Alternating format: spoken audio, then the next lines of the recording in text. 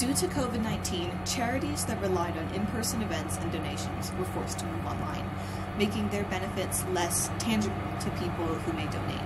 We wanted to encourage a different way of thinking about donations in the concrete rather than the abstract, so people feel that their donations are more tangible and are more likely to take action. So what we did is created a React-based front end for Stripe, the credit card payments processing company, so that a nonprofit, through a Stripe account, can create products that they need. The example we have here is City Animal Shelter, meaning cat food or dog food. Potential donors can clearly imagine the effect that their donations are having when they say, hey, I'm going to donate cat food, I'm going to donate dog food. By integrating with Stripe, we allow management of all products, prices, and payments to go through an established, secure company that a nonprofit actually might already be using. So Stripe takes care of all of the payments. There's also the problem that larger expenses for a nonprofit may be beyond the reach of any individual donor, but we wanted to keep the idea that donators were purchasing something for their nonprofit.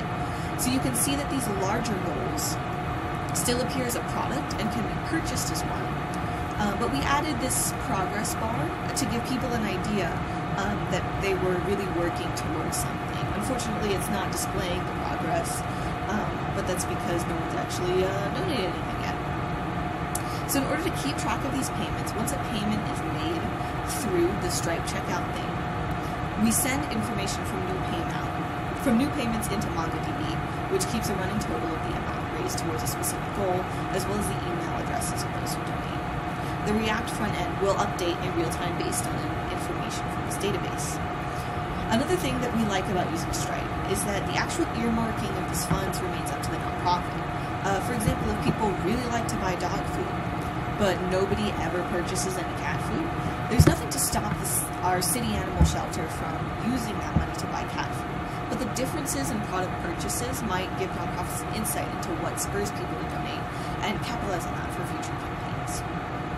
So we have the donor-facing store for our front end, but we also wanted to add a private dashboard for the nonprofit manager.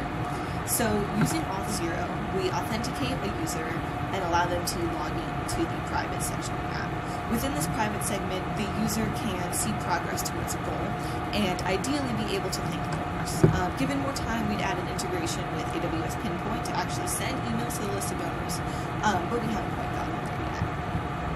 So this is Charity Pool.